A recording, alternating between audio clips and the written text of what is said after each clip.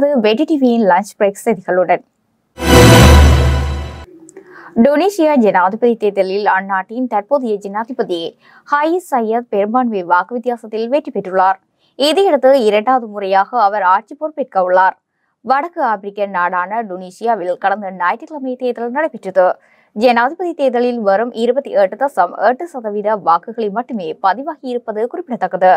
இந்நிலையில் தேர்தலில் பதிவான மொத்த வாக்குகளில் 90.69% வாக்குகளை ஹைஸ் சையத் பெற்றுள்ளது குறிப்பிடத்தக்கது. இலங்கையின் பத்திரங்கள் மற்றும் பரிவர்த்தனை ஆணைக்குழுவின் புதிய தலைவராக மூத்த பேராசிரியர் ஹரிச்சந்திர திசபண்டார நியமிக்கப்பட்டுள்ளார். திசபண்டார ஸ்ரீ ஜெயவர்தன பல்கலைக்கழகத்தின் நீதித்துறை முகாமைத்துவ கற்கைகள் மற்றும் வர்த்தக பீடத்தில் நிதி மற்றும் நிறுவன ஆளுகைக்கான சிரேஷ்ட பேராசிரியராக பணியாற்றியமை குறிப்பிடத்தக்கது. நொச்சியாகம வலவலகாம பிரதேசத்தில் உள்ள வீடொன்றில் குடும்ப தகராறு காரணமாக கணவன் உயிரிழந்துள்ளதாக போலீசார் தெரிவித்தனர். இந்த சம்பவமானது நேற்று திங்கட்கிழமை இரவு இடம்பெற்றுள்ளது. நொச்சியாகம வெலஸ்கமோ பிரதேசத்தை சேர்ந்த 38 வயதுடைய கணவரே இவ்வாறு உயிரிழந்துள்ளார்.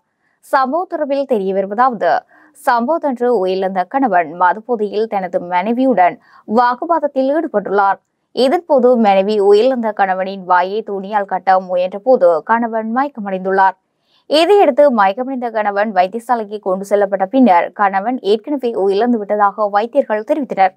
இந்த சம்பவ தொடர்பில் மனைவி சந்தேகத்தின் பேரில் கைது செய்யப்பட்டுள்ளதாக போலீசார் தெரிவித்தனர். உயிரிழந்த கணவன் மதுபோதையில் மனைவியுடன் அடிக்கடி வாக்குவாதத்தில் ஈடுபட்டதாகவும் அயல் வீட்டார்கள் தகாத வார்த்தைகளால் திட்டுவதாகவும் போலீஸ் விசாரணையில் தெரியவந்தது. சடலமானது நொச்சியாகம வைத்தியசாலையில் பிரேத அறையில் வைக்கப்பட்டுள்ளதாக போலீசார் தெரிவித்தனர். இச்சம்பவம் தொடர்பான மேலதிக விசாரணைகளை நொச்சியாகம போலீசார் மேற்கொண்டு வருகின்றனர். வடமில் மாகாணத்திற்கு புதிதாக நியமிக்கப்பட்டுள்ள வடமில் மாகாண ஆளுநர் திஸ்ஸ வர்ணசூரிய குருநகல் ஜிம்மா பெரிய பள்ளிவாசலுக்கு விஜயம் மேற்கொண்டார். இதன்போது பள்ளிவாசலின் மௌலவி ரிஸ்வி மற்றும் உள்ளிட்ட சமய தலைவர்களை சந்தித்து கலந்துரையாடினார். மக்களுக்கு சமய வேறுபாடுகளின்றி சிறந்த சேவையை வழங்குவதே நோக்கமாகும் என்று ஆளுநர் திஸ்ஸ வர்ணசூரிய அங்கு தெரிவித்தார்.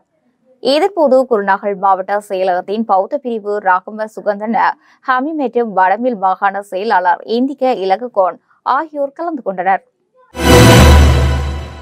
வடமாகாணத்தில் காத்திருப்பு பட்டியலின்றி கண்புரை சத்திர சிகிச்சைகளை முன்னெடுக்க உள்ளதாக 10 நாட்களுக்கு 2000 கண்புரை சத்திர சிகிச்சைகளை முன்னெடுக்க உள்ளதாகவும் யாழ் போதனா வைத்தியசாலையின் கண் வைத்திய நிபுணர் எம் மலரவன் தெரிவித்துள்ளார். இது தொடர்பில் மேலும் தெரிவிக்கையில், சர்வதேச பார்வை தினத்தை முன்னிட்டு யாழ் போதனா வைத்தியசாலையில் கண்ணியல் பிரிவில் 2000 பேருக்கு கண்புரை சத்திர சிகிச்சை செய்ய உள்ளோம். யாழ் போதனா வைத்தியசாலையில் குறுகிய காலத்தில் கண்புரை சத்திரை சிகிச்சை முகாம் நடத்துவது இது 3வது தடவை. வடமாகாணத்தில் இது 4வது தடவையாகும். இலங்கையில் மாத்திரமின்றி சார்க் வலய நாடுகளிலும் கூட பொகோ மூலம் இப்படியான சத்திர சிகிச்சை முகாம்கள் நடத்துவதில்லை. மாற்றுத்திறனாளிகளை தொழில் வாய்ப்புக்கு உள்வாங்கல் தொடர்பான முன்னேற்ற மீளாய்வு கூட்டம் திங்கட்கிழமை திருகோணமலை மாவட்ட அரசாங்க அதிபர் சமிந்த ஹெட்டியாராஜி அவர்களின் தலைமையில் மாவட்ட செயலகத்தில் நடைபெற்றது. இந்நிலையில் JICA திட்டத்தின் பணிப்பாளர் திருகோணமலை மாவட்டத்தின் முன்னேற்றம் தொடர்பான பாராட்டுகளை தெரிவித்ததுடன் மாவட்ட அரசாங்க அதிபரும் இத்திட்டங்களுக்கு மிகுந்த ஒத்துழைப்பு வழங்கியுள்ளமைக்கு நன்றிகளையும் இதன்போது தெரிவித்துக் கொண்டார். மேலும் இத்திட்டத்தில் உள்ள சவால்கள் தொடர்பாக கலந்துரையாடப்பட்டதுடன் எதிர்காலத்தில் மாற்றுத்திறனாளிகளை தொழில் வாய்ப்புக்கு உள்வாங்கும் போது பெண்களின் விகிதாசார அடிப்படையில் சேர்த்துக் கொள்ள வேண்டும் எனவும் கூறப்பட்டது. இதன்போது மாவட்ட இணைப்பாளர் சமூக சேவை உத்தியோகத்தர், மாவட்ட இணைப்பாளர் மனிதவள அபிவிருத்தி உத்தியோகத்தர் மற்றும் சமூக சேவை திணைக்களத்தின் சமூக சேவை உத்தியோகத்தர்களும் கலந்து கொண்டனர். யாழ்ப்பாணத்தில் கட்டுமரம் கடலில் கவிழ்ந்து விபத்துக்குள்ளானதில் கடத்தொழிலாளர் ஒருவர் கடலில் மூழ்கி உயிரிழந்துள்ளார். தும்பளை லூத்மாதா கோவிலடியை சேர்ந்த 69 வயதுடைய திருச்செல்வம் ஞானப்பிரகாசம் என்பவரே இவ்வாறு உயிரிழந்துள்ளார். தனது கட்டுமரத்தில் கடத்தொழிலுக்காக கடலுக்கு சென்ற வேளை கட்டுமரம் கடலில் கவிழ்ந்ததில் அவர் கடலில் மூழ்கி உயிரிழந்துள்ளார். சடலம் சக தொழிலாளர்களால் மீட்கப்பட்டு உடற்கூற்று பரிசோதனைக்காக பருத்தித்துறை ஆதார வைத்தியசாலையில் ஒப்படைக்கப்பட்டது. பசறை தமிழ் தேசிய பாடசாலையின் ஆரம்ப பிரிவுக்கு 3, 4 மற்றும் 5ஆம் தரங்களுக்கு இன்றைய தினம் விடுமுறை வழங்கப்பட்டுள்ளது. குறித்த தரங்களுக்கான வகுப்பறைகள் அமைந்துள்ள 3 மாடிகள் கொண்ட கட்டிடத்தில் குளவிக்கூடு ஒன்று உள்ளமையால் மாணவர்களின் பாதுகாப்பு கருதி இந்த முன்னெச்சரிக்கை நடவடிக்கை எடுக்கப்பட்டுள்ளதாக பாடசாலையின் அதிபர் KNC பிரபாகரன் தெரிவித்துள்ளார். இது தொடர்பில் வலய கல்வி காரியாலயம், அரசு முகாமைத்துவ நிலையம் உள்ளிட்ட தரப்பினருக்கு அறியப்படுத்தியுள்ளதாகவும் அவர் குறிப்பிட்டார். குளவிக்கூட்டை இன்றைய தினத்துக்குள் அகற்றுவதற்கு நடவடிக்கை எடுக்கப்படுமானால் நாளைய தினத்தில் வழமை போல் கற்றல் செயற்பாடுகளை முன்னெடுக்க முடியும் என பாசறை தமிழ் தேசிய பாடசாலையின் அதிபர் KNC பிரபாகரன் தெரிவித்தார். சகல நாடாளுமன்ற உறுப்பினர்களுக்கும் இலவசமாக வழங்கப்பட்டிருந்த 5 லட்சம் ரூபாய் மதிப்புள்ள முத்திரைகளை ரத்து செய்யப்பட உள்ளதாக அஞ்சல் மா அதிபர் R. சத்குமார் தெரிவித்துள்ளார். இது தொடர்பான அறிவித்தல்கள் சகல அஞ்சல் நிலையங்களுக்கும் அனுப்பி வைக்கப்பட்டுள்ளதாக அவர் குறிப்பிட்டுள்ளார்.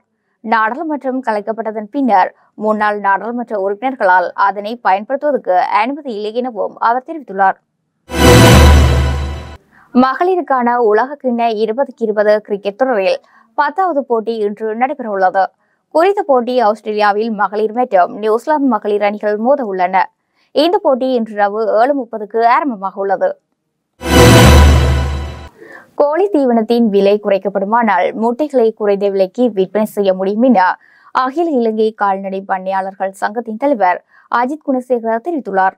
கடந்த வாரம் சுற்றுலா பயணிகளின் வருகை வீழ்ச்சி மற்றும் சந்தையில் முட்டைக்கான கேள்வி குறைந்தமையினால் முட்டை விலை குறைவடைந்துள்ளது. ஏற்கனவே மேலதிக உற்பத்தி வேலை திட்டங்கள் முன்னெடுக்கப்படுவதால் அதிகளவான முட்டைகள் பண்ணைகளில் தேங்கியிருந்தன. இதனை விவசாய அமைச்சின் செயலாளரின் கவனத்துக்கு கொண்டு சென்றதும் கோழி முட்டை ஒன்றுக்கான விலையும் குறைக்கப்பட்டிருந்தது. தற்போது கோழி முட்டை ஒன்றுக்கான உற்பத்தி செலவு 32 ரூபாவாக காணப்படுகின்றது. கடந்த வாரம் பண்ணையாளர்கள் உற்பத்தி செலவினத்துக்கு கீழ்மட்டத்திலேயே முட்டைகளை சந்தைக்கு விநியோகித்திருந்தனர். எனவே கோழி தீவனத்தின் விலை குறைக்கப்படுமானால் உற்பத்தி செலவினம் குறைவடையும். இதன் மூலம் குறைந்த விலையில் முட்டைகளை சந்தைக்கு விநியோகிக்க முடியும் என அகில இலங்கை கால்நடை பண்ணையாளரின் சங்கத்தின் தலைவர் அஜித் குணசேகர குறிப்பிட்டுள்ளார். தமிழகத்தின் ராமநாதபுரம் மாவட்டத்தில் உள்ள மண்டபம் நிலப்பரப்பையும் பாம்பன் தீவையும் இணைக்கும் வகையில் 1914ஆம் ஆண்டு ஆங்கிலேயரால் ரயில் பாதை அமைக்கப்பட்டது. மிகவும் பழமையான பாலம் என்பதால் அடிக்கடி தொழில்நுட்ப கோளாறுகள் ஏற்பட்டு வந்தன. இதன் காரணமாக பாம்பன் தீவில் உள்ள ராமேஸ்வரம் கோயிலுக்கு வருகை தரும் பொதுமக்கள் மற்றும் வியாபாரிகள் மிகவும் சிரமத்துக்கு உள்ளாகினர். இந்த பிரச்சனையை நிவர்த்தி செய்வதற்காக ரூபாய் 550 கோடி நிதி ஒதுக்கீட்டில் கடந்த 2020ஆம் ஆண்டு ஆகஸ்ட் மாதம் புதிய ரயில் பாலம் கட்டும் ரயில் பணியை ரயில்வே நிர்வாகம் ஆரம்பித்தது. 500க்கும் அதிகமான தொழிலாளர்களின் உழைப்பில் கடல் மட்டத்தில் இருந்து சுமார் 6 மீட்டர் உயரத்தில் 2078 மீட்டர் நீளத்தில் இப்பாலம் அமைக்கப்பட்டுள்ளது.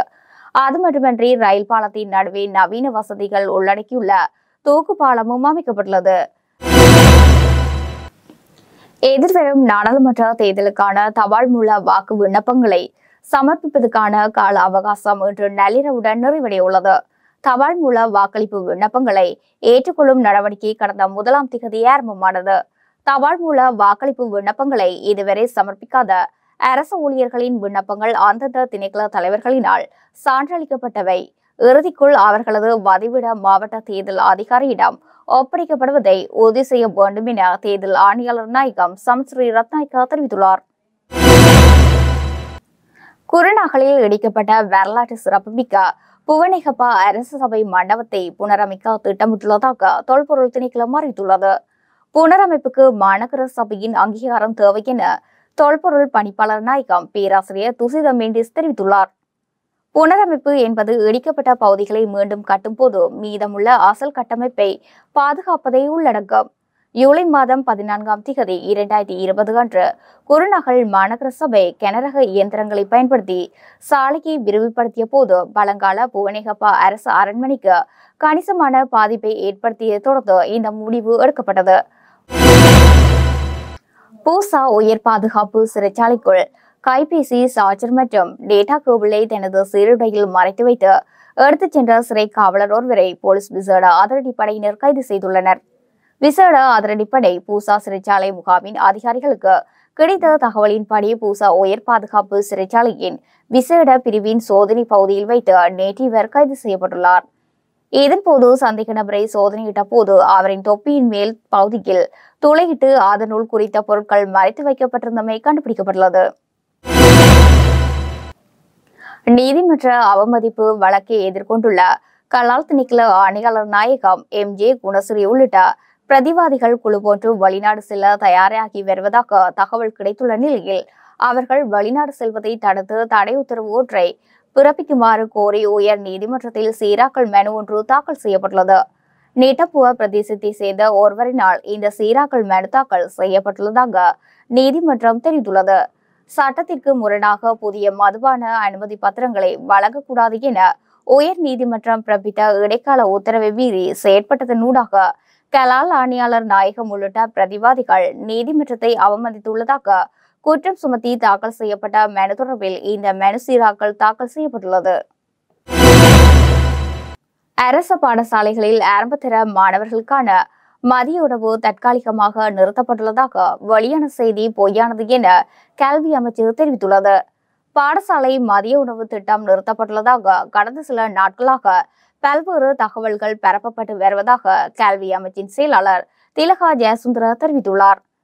அந்த தகவல் அனைத்தும் பொய்யானது எனவும் பாடசாலை மாணவர்களுக்கு மதிய உணவு வழங்கும் வேலை திட்டம் தொடர்ந்து முன்னெடுக்கப்படுவதாகவும் திலகா ஜெயசுந்தர தெரிவித்தார். அடுத்த வருடம் வரை அதற்கான வேலை திட்டத்தை நடைமுறைப்படுத்துவதற்காக ஏற்பாடுகளும் உள்ளதாகவும் அவர் மேலும் குறிப்பிட்டார். அமெரிக்க வளைகுடா கடற்கரையை நோக்கி செல்லும் மில்டன் சூறாவளி 5வது வகை புயலாக வேகமாக வலுவடைந்து வருவதாக அமெரிக்க தேசிய சூறாவளி மையம் அறிவித்துள்ளது. புளோரிடாவை நோக்கி இந்த சூறாவளி மணிக்கு 175 மைல் வேகத்தில் நகர்வதாக அந்த மையம் குறிப்பிட்டுள்ளது. இந்த சூறாவளியானது பாரிய பாதிப்பை ஏற்படுத்தும் என தெரிவிக்கப்படுகிறது. மில்டன் சூறாவளியின் பாதிப்பை குறைப்பதற்கு 5000 பேரை வெளியேற்றும் நடவடிக்கைகள் எடுக்கப்பட்டு வருவதாக சர்வதேச ஊடகங்கள் தெரிவிக்கின்றன. 2005ஆம் ஆண்டுக்கு பின்னர் புளோரிடாவில் இவ்வாறான பாரிய அனர்த்தம் ஒன்றை முகம் கொடுக்க நேரிட்டதாகவும் குறிப்பிடப்படுகின்றது.